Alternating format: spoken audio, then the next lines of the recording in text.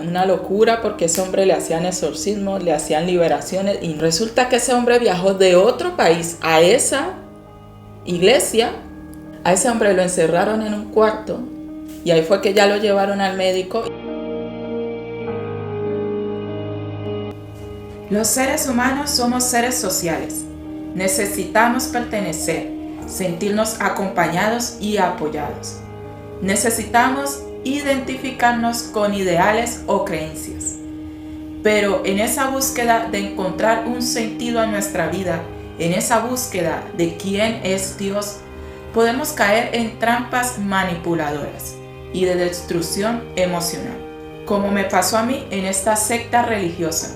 Otra más, como lo es el Opus Dei, la Cienciología, la Masonería o los Iluminados de Baviera, conocidos como los Illuminati, que gran parte del mundo de los cantantes y actores, por no decir todo Hollywood, pertenecen a estas sectas.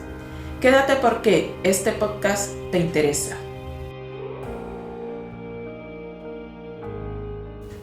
Pues en la búsqueda de encontrar ese sentido de mi vida, de encontrar a Dios, claro, lo primero que tú haces es buscarlo en las iglesias, en las religiones, la que más tienes a mano. Pues la que más teníamos a mano en ese momento, que mi familia iba también, era la cristiana evangélica.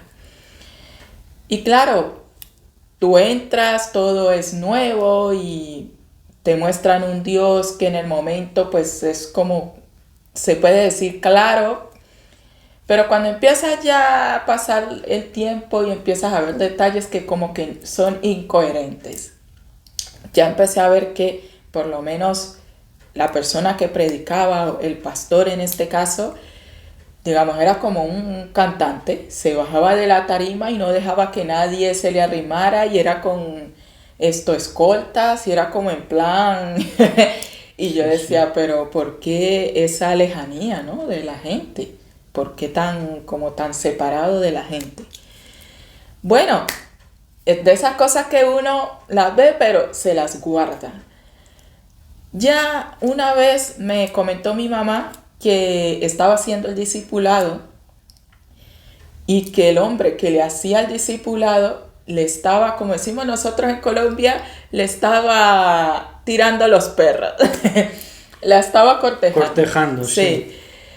Claro, yo le decía a mi mamá soltera, le decía yo, mami, pero ¿por qué no? Porque la invitó a salir, le dije, ¿por qué no le acepta la invitación? Y dice ella, no, si ese señor es casado. Señor que discipulaba. El señor que discipulaba, claro. Dice, no, es que él es casado. Y me quedé yo, o sea, yo no daba crédito de esa incoherencia, ¿sabes? Dentro de una iglesia. Y yo me quedé como diciendo, pero ¿qué es lo que pasa aquí? A lo mejor se creían que lo ponía en la Biblia, ¿no? Haced copula de todas las naciones. En vez de hacer discípula de todas las naciones, hacer copula. Claro, sí. Y ya esas cositas, esos detalles como que tú te los vas guardando, ¿no? Vas viendo una incoherencia con el Dios que te muestran. Entonces, vale, seguía yo en mi búsqueda y aquí estamos hablando que mi carácter no cambiaba nada. O sea, mi carácter era igual. Mi carácter era igual. Por mucho que fuera iglesia y todo, no veía yo cambio en mi forma de ser ni en mi carácter, nada. Claro, esa es la clave. Seguía con el mismo enojo, con ese enojo reprimido, que el enojo, ojo, que no es malo. No es malo, es reprimirlo y no saberlo expresar. Eso era lo que me pasaba. Mi mamá empezó a ir a otra iglesia, que es la iglesia judaizante o mesiánica, judío-mesiánica. Ya está el nombre, se me ha olvidado. Judío-mesiánica. Claro, otra novedad, porque ya vas al hebreo, vas al original, y de verdad que cuando empiezas a entrar en la cultura hebrea hay cosas muy bonitas, y es verdad que se entiende muchísimo más la Biblia, la Torá, se entiende más porque ya entras en un contexto cultural de cómo se escribió, porque claro, la Biblia lo escribieron personas hebreas, y si entras a ese contexto cultural a ese contexto hebreo, entienden muchísimo más la Biblia. Eso estaba espectacular, me encantaba. Estaba espectacular. Llama mucho la atención. Ella se sabía las alabanzas hebreas por fonética. Sí. O sea, era tremendo, era tremendo. Alabanzas Askenazí, ella se las sabía por fonética, porque le entusiasmaba todo lo que es el concepto hebreo, el significado hebreo, y las alabanzas, la forma de adorar también que tienen muy hermosa, porque son alabanzas, cánticos muy bonitos, la jalel que le llaman, ¿verdad? Y la verdad que atrae mucho. Sí, me atraía muchísimo, muchísimo esa cultura. Y entonces vas con esa emoción, ¿no? De ahora sí ya encontré la verdad, encontré al Elohim o al Dios verdadero. Claro, pasa lo mismo. Estamos diciendo que obviamente las personas no somos perfectas, pero dentro de eso tú siempre te muestras real, verdadero. Mira, no soy perfecto, puede haber esta incoherencia en mí y yo busco a volver a esa coherencia. Empieza a pasar el tiempo y ya empiezas a ver cosas que ya te van como diciendo, esto aquí ya es muy raro. Esto ya es muy raro. Ya por lo menos empezó con el destete. Ahí se celebraba el destete, que el destete es cuando un niño nacido, pues se le da el pecho, se le deja crecer el pelo y hasta los 3 años pues se hace lo que es el destete, que el niño ya pues ya empiece con su comida más sólida, y se le cortó el pelo y se hace como una fiesta y como, ¿no? Esto en parte se habla en la Biblia del destete que hizo Abraham, pero no es un mandato de Elohim, de Dios, no era un mandato. Uh-huh. Claro, y ahí te lo ponían como que, esto es un ejemplo de muchas cosas, ¿vale? Te ponían esto como que eso es un mandato de Dios. Y nosotros decíamos, ¿pero dónde sale eso? Y me acuerdo tanto que un familiar le preguntó a esta persona, pero ¿dónde está eso? Muéstremelo, ¿dónde está en la Biblia? ¿Verdad? Y pues para hacerlo. El hombre se enojó y como que ya era un rebelde, porque es que era lo que él dijera, y si él decía que había que celebrar eso, pues había que celebrar. Eso ya fue como que el plato que rebosó, porque bueno, como digo yo, hay cosas que tú te vas guardando, de incoherencias, pero que te vas guardando. Bueno, aparte de eso que te conocí a ti, y ahí pues muchísimo más, me desvelaste muchas más incoherencias, y fue como ya la cereza, sí, la cereza del pastel. Cosas como una persona, esto es muy delicado, la verdad que es muy delicado, porque hay muerte. En esta secta hubo muertes, y una muerte que se ocultó. Hubo una muerte que se ocultó. En la secta judío-mesiánica. En la secta judío-mesiánica que iba. Un hombre que viajó de otro país, y el hombre muy contento también. El hombre había estado en situación de indigencia en la calle, y ya pues conoció de Dios, y ya se había, digámoslo así, reformado, había entrado nuevamente en su ser. Resulta que ese hombre viajó de otro país a esa iglesia. El hombre, como dicen ahí, se endemonió. Empezó a manifestar, ¿verdad? A manifestar cosas, a manifestar palabras, ¿no? Acciones, comportamiento errático. Exactamente, comportamientos erráticos. Y bueno, lo normal que se dice es que está endemoniado. Le hicieron las famosas liberaciones, pero el hombre no respondía. Pasó un día, 2 días, y era como que así, como que se calmaba, como que se cansaba, pero otra vez, o sea, estaba ido, el hombre estaba ido. A ese hombre lo encerraron en un cuarto y le hicieron ayuno, o sea, lo sometieron a un ayuno y creo que hasta sin agua. Creo recordar que ayuno era hasta sin involuntario, agua. Un ayuno es decir, involuntario. que lo privaron de comida y de bebida. Y de bebida, ¿qué? Porque así el demonio salía pues más fácil, ¿no? Lo que dice del ayuno y el ayuno y la oración. Sí, este género no sale si no es con ayuno y con oración, Sí. refiriéndose al intercesor, no al endemoniado. Sí. No de que privara al supuesto endemoniado de alimento y de bebida, sino con ayuno y oración del interviniente, del que quería exorcizar, ¿verdad? Pero bueno, ellos lo tuercen todo y en esas sectas, pues cuando te tuerzan un verso, ya todo lo demás va a ser totalmente caótico y errático, porque Claro. ya va a ser una cosa detrás de otra. Eso es lo que pasa, que la manipulación que hay detrás, todo lo que se manipula en relación a Dios. Este hombre, no sé, no recuerdo bien ya cuántos días estuvo encerrado, desbarató una cama. Eso era una locura porque ese hombre le hacían exorcismos, le hacían liberaciones y no entraba en razón. Y me acuerdo tanto que yo pasé hacia la parte de atrás y el hombre estaba, claro, encerrado en un cuarto y me pidió agua. Y yo se la di, con miedo, pero yo se la di. Y este hombre era guapísimo. Lo recuerdo siempre, era muy guapo, era súper alto, con los ojos claros, azules. Era muy guapo y ya era de mediana edad. Y me acuerdo tanto que él estaba muy contento porque él decía que se había soñado con una mujer, que era su esposa y que esa mujer estaba ahí. Y se hablaron y los dos congeniaron de que querían estar juntos. Y la verdad que fue muy triste,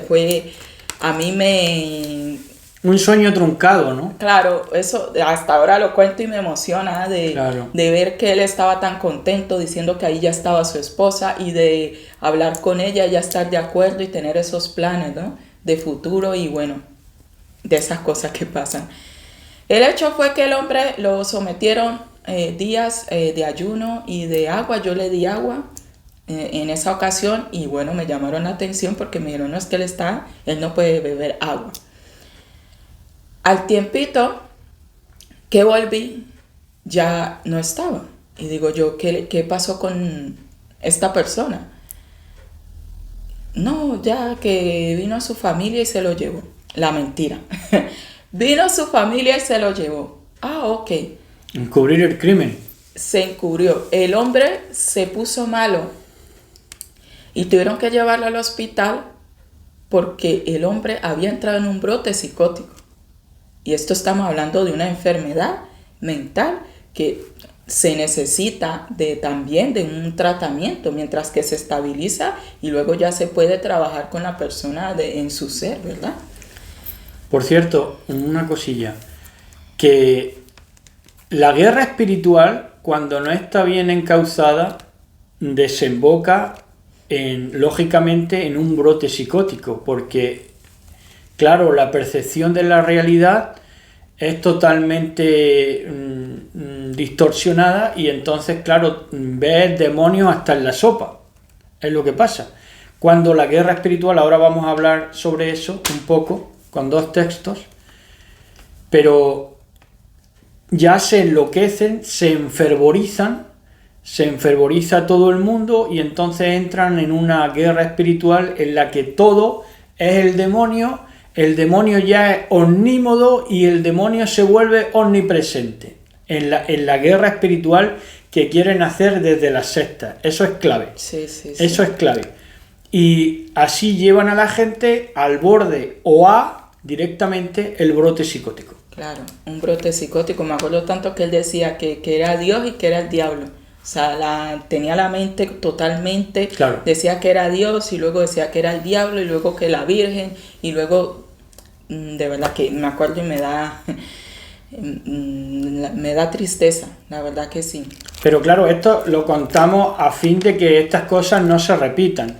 No damos ni Claro, siquiera porque nombre ni nada, sino Sí. para que sepamos discernir un momento coyuntural semejante, ¿verdad? Un momento en el que las cosas se tuerzan o alguien vea una situación como esta, para que no se repita, no sucedan, ¿verdad? Por eso es que lo contamos. Claro, esto fue un caso de ignorancia porque el hombre le había dado un brote psicótico y entró en un estado de ese que se quedan como vegetativos, con los ojos así abiertos. Sí, catatónico. Catatónico. Y ahí fue que ya lo llevaron al médico y el hombre murió. El hombre murió. No es tanto del que haya muerto. Bueno, eso es una situación también de ignorancia y también como de irresponsabilidad, ¿verdad? Pero también es el ocultar el hecho.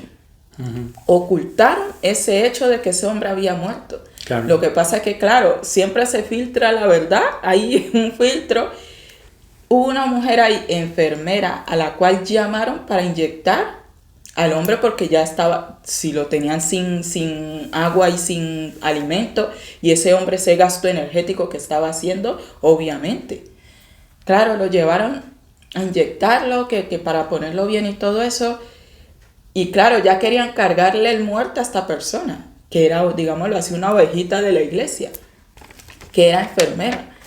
Y por ella, que ella dejó de ir a este sitio.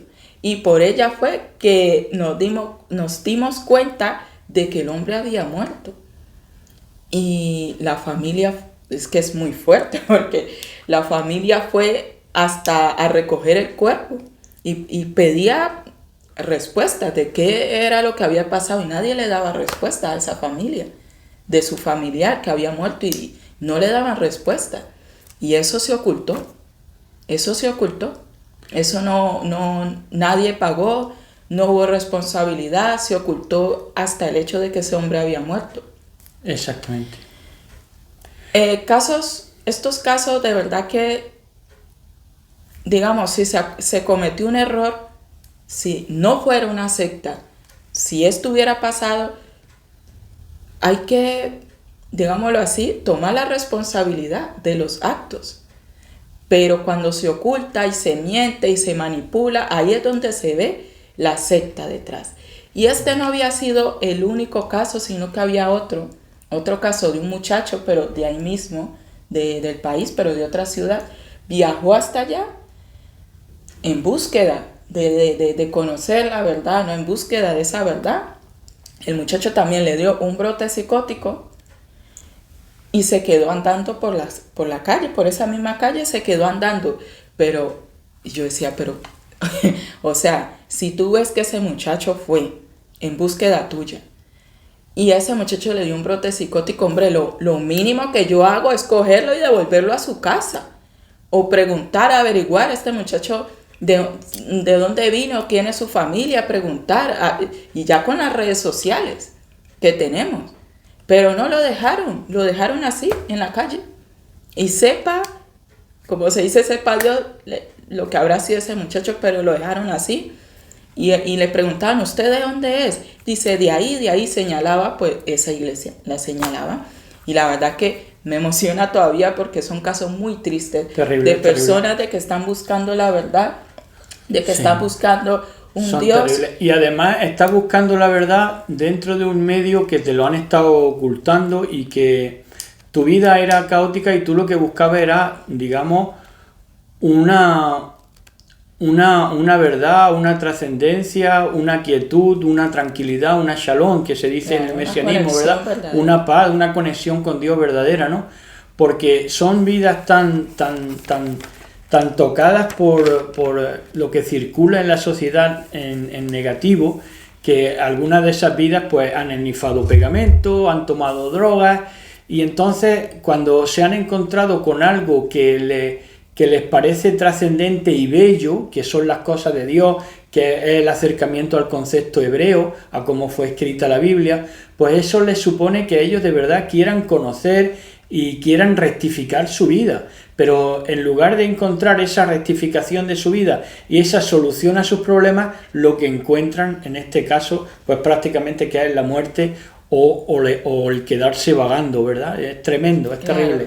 Y te atrapan porque, claro, tú sales de la iglesia cristiana, que ves que el pastor se baja de su plataforma y se esconde, y baja esta comunidad y ves que no, que el pastor se queda, abraza a todo el mundo, saluda a Claro. todo el mundo, a todos nos abrazaba, a todos era como esa calidez, ¿no? Entonces eso era lo que te hacía pues unirte más a esa iglesia, porque decía, wow, el amor, ¿no? El amor que hay aquí entre hermanos, todos nos abrazamos al final de las reuniones y las danzas que hacíamos y no, ese amor que supuestamente había, eso era lo que te enganchaba. Claro. Pero claro, luego ibas más adentro y ahí te encontraba lo que te encontraba.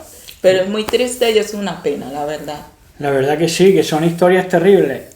Y claro, algunos de ustedes o muchos de ustedes, no sé cuáles exactamente serán de religiones mayoritarias o quiénes son de religiones más minoritarias, pero el punto es que a la religión mayoritaria normalmente esta conducta de la que hemos hablado, de estos crímenes que hay de por medio, estas sectas, le pueden parecer sectas precisamente por el tamaño, ¿no? Porque si por ejemplo un católico oye del judío mesianismo, pues enseguida lo etiqueta de secta porque es de menor feligreses que la Iglesia católica, de menor número de feligreses, ¿no?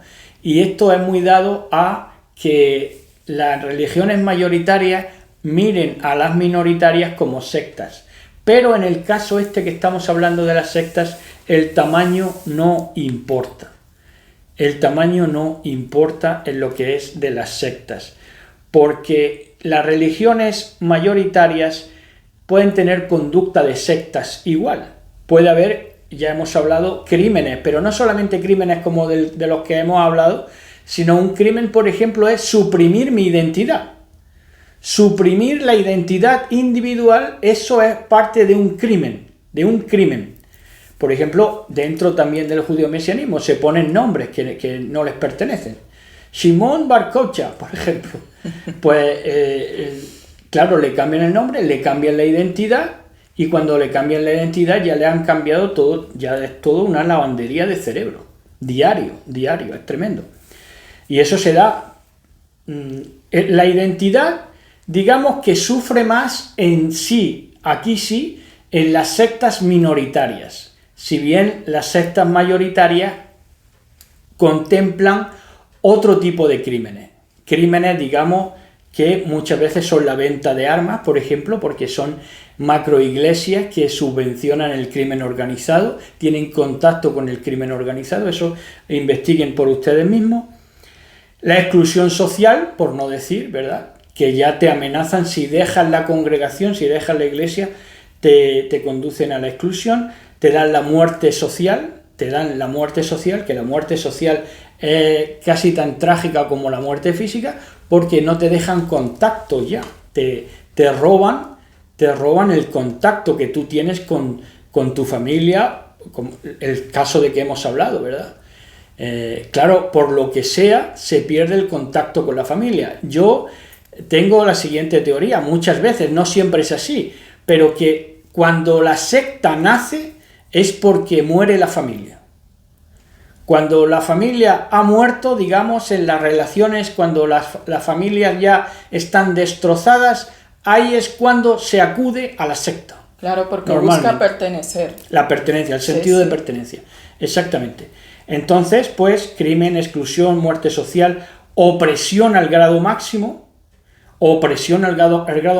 porque te pasan a controlar en las sectas mayoritarias y minoritarias todas las áreas de tu vida, desde el control exhaustivo de la ropa, de cuando entras, de cuando sales, de las comidas, de las dietas, de las consejerías, de la exclusividad, todo te lo pasan a controlar. Y si miramos, para hablarles un poco de la verdadera guerra espiritual que antes hemos esbozado, tenemos en Proverbios 24:5, que dice que el hombre sabio es fuerte y de pujante vigor el hombre docto. Esta es la verdadera guerra espiritual a la que una secta no te va a llevar. Una secta no te va a llevar a este tipo de guerra espiritual. El hombre sabio es fuerte. Te está hablando de fortaleza en la batalla, lógicamente, en la batalla que de por sí es la vida. Por tanto, la guerra espiritual debería orientarse desde aquí, desde Proverbios 24:5. El hombre sabio es fuerte, porque se trata de adquirir fortaleza, y de pujante vigor el hombre docto, el hombre instruido, ¿verdad? Que esto calza perfectamente con 2 de Pedro 1:20-21. Que dice, entendiendo primero esto, que ninguna profecía de la Escritura es de interpretación privada o sectaria.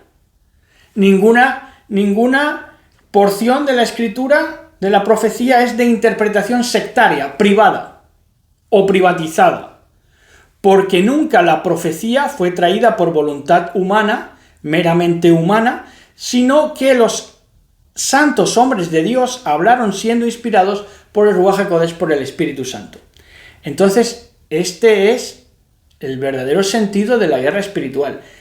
La guerra espiritual, y hoy más que nunca la estamos viviendo en nuestros días, se trata de una guerra de información.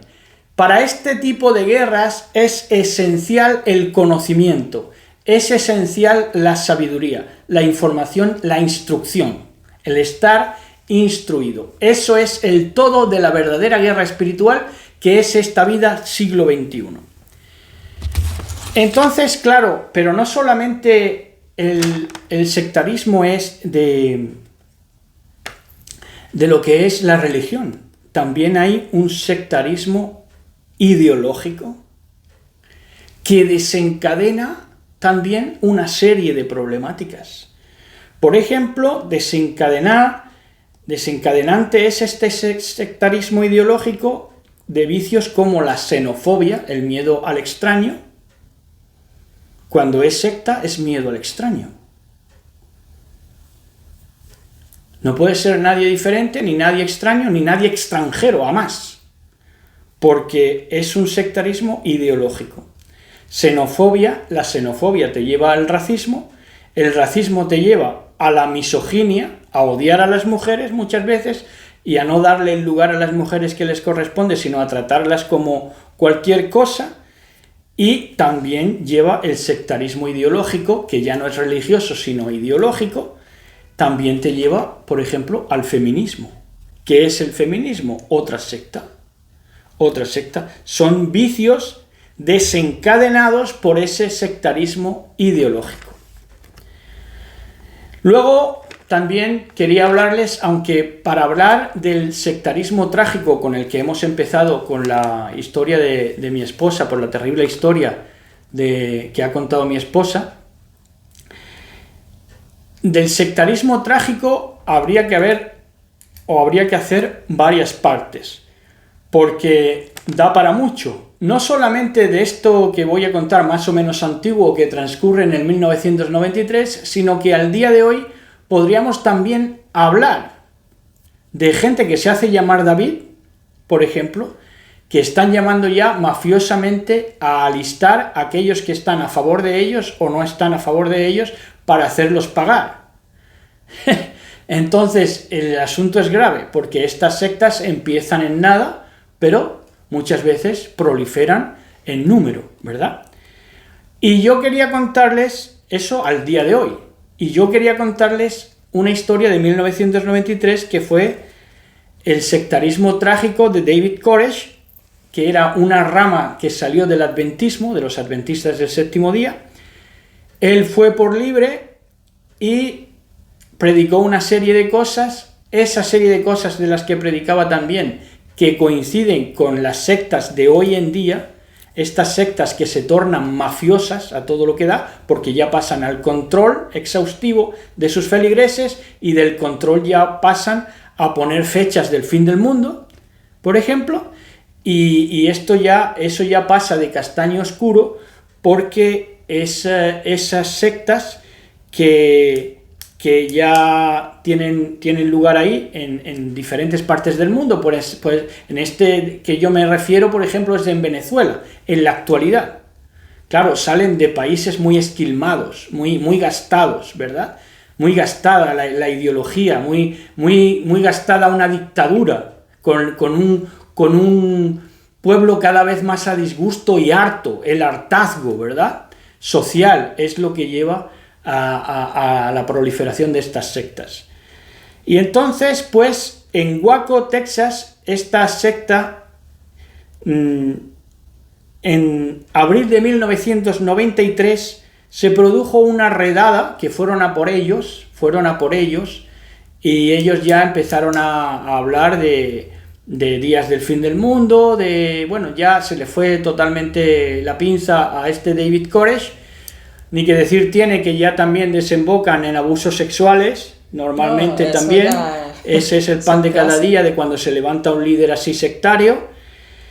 Y hubo 51 días de redada, de enfrentamiento policial estoy hablando, ¿eh? O sea que esa secta se había estado armando hasta los dientes, ¿verdad?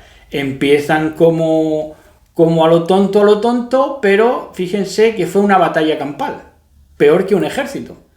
51 días de sitio y de redada, y acabó con 82 muertos de entre los davidianos de David Koresh. Y esto fue terrible. En Estados Unidos fue un impacto, ya se tomó alerta contra estas sectas religiosas que empezaban en lo poco pero terminaban en verdadero quebradero de cabeza social. Y a los 2 años de esto, pues resulta que, claro, estos líderes sectarios, sea que mueran o sea que lo pongan en la silla eléctrica o sea que lo metan preso, pero el caso es que ya, como todas las conductas se imitan, pues resulta que ya salen nuevos admiradores de esta gente, porque esta gente, mal vistos, son antisistema también. Y entonces, claro, como hay mucho antisistemismo, que engloba a mucha gente que está también mal de la cabeza, pues entonces es por eso que imitaron la conducta de este David Koresh, y a los 2 años justos que se cumplieron, como aniversario lo celebraron, fue otro tiroteo en el que McVeigh, un tal T. McVeigh, atentó y mató a otras 168 personas. Así que estas son los funcionamientos de este tipo de sectas. Ya hemos dicho: crimen, exclusión, muerte social, opresión al grado máximo, control exhaustivo. Control exhaustivo de cómo vistes, cómo sales, cómo entras, tus dietas, tus consejerías, porque luego en la dieta también interviene que es parentesco nutricional. Quieren todos alimentarse igual para pensar igual. Y le dan autoridad a eso, le dan importancia, ¿verdad? Entonces, pues, aconsejar de que los vínculos, muchas veces, mantener vínculos, aunque estén los vínculos gastados, pero es interesante mantener tus raíces, porque también te van a proporcionar en cierto momento una estabilidad y en momentos críticos un amparo y un a dónde ir, ¿verdad? Como sucedía con las ciudades de refugio en la Torá, en el llamado Antiguo Testamento. Entonces tienes dónde volver, tienes con quién estar, y así es como no te pones entre la espada y la pared, porque si rompes con tu familia para siempre y ahora resulta que tú llegas a una congregación y esa congregación ves que es sectaria, pues ya estás en el dilema: ¿me quedo en la secta? Crimen, exclusión, muerte social y todo tipo de opresión, o me voy con mi familia, que ya estaba todo gastado, ¿verdad? Entonces, claro, ahí hay que tener cuidado y hay que sanear los vínculos lo más que se pueda. Los vínculos sobre todo con tus raíces, considero yo. Ya, claro. Y bueno, lo que siempre buscamos es una conexión con Dios, y buscamos, es un cambio de conducta. Yo digo, yo sí voy a nosotros no, ninguno vamos a ninguna religión, no nos gustan las religiones, ni nos gustan las iglesias, ni nos gusta ese tipo de entidades. Hemos salido de ahí. Cuando salimos de ahí, por lo menos en mi caso, cuando yo salí de ahí, fue que conocí a Dios. Cuando salí de todas estas entidades, estas iglesias, estas religiones, ahí fue que conocí a Dios. Ahí. Y así empezó Abraham. Así empezó Abraham, salió de su tierra y de su parentela. Y así es como concluye también la historia. En Apocalipsis se nos dice, salid de ella, pueblo mío. Claro. Y ahí fue que empecé a cambiar mi conducta, porque muchas veces se está en estas religiones y la conducta sigue igual. O sea, dentro no hay una coherencia. Tú te muestras por fuera muy de una forma, pero luego en tu hogar, con tu familia, con tu gente, a solas, claro. Eres de la forma que eres. Claro. No hay un cambio verdadero. Claro, es que en la secta te pone una máscara pública. Es de dominio público. La secta es dominio público. O sea, no es intimidad, no es un cambio íntimo. Un cambio, claro, un cambio verdadero, un cambio real. Así que, bueno, si tú perteneces a alguna iglesia y te sientes aludido, lo siento, pero es que esto es lo que expresamos nosotros. Claro. Hablando claro. Y sí, hablamos claro. Cuando salimos de las iglesias fue que conocimos realmente a Dios. Nosotros igual seguimos, digámoslo, buscándolo en oración, pero con una vida equilibrada, con una vida en paz, con una vida realmente en conexión con Dios y no con religiosidad. Tampoco queremos nosotros incitar a que la gente salga de las iglesias porque sí, claro, sino que porque cada uno puede hacer lo que quiera. Claro. Ahora bien, nosotros lo que le advertimos, que si han percibido algún rasgo de lo que hemos enumerado, de esos vicios de las sectas y de esos frutos que dan las sectas, pues ahí sí huyan despavoridos, claro. Porque lo que les va a venir no es nada halagüeño ni bueno. Claro, es como decía antes, es que no hay nadie perfecto, claro, y te juntas con muchas personas, cada uno con un carácter diferente, pero si tú estás en ese equilibrio, en esa búsqueda de Dios, va a haber un reconocimiento del fallo. Mira, he fallado, reconozco que he fallado, va a haber un reconocimiento, una toma de responsabilidad. Pero lo que se hace en esta secta es ocultar. Claro. Que ocultan los fallos, ocultan los errores, ocultan la muerte, como conté, ocultan una muerte, una cosa tan delicada como esa, y se la ocultaron aún a nosotros y a la familia. Exactamente. Se tapan unos a otros. Les podríamos contar la historia de cuando nosotros estuvimos viviendo en Medellín, que se nos anegaba la casa de lluvia, de lo que teníamos allí abajo, que era un foco de infección por la lluvia, por el taponado de las tuberías, e íbamos a ver si nos lo arreglaban la arrendadora, pero la arrendadora era una monja, la monja tenía un comité, el comité tenía un Sanedrín y el Sanedrín tenía al Vaticano, de manera que nunca llegaba a quien era el responsable de que tú estabas pagando allí tu arriendo y lo que estabas recibiendo era allí agua putrefacta.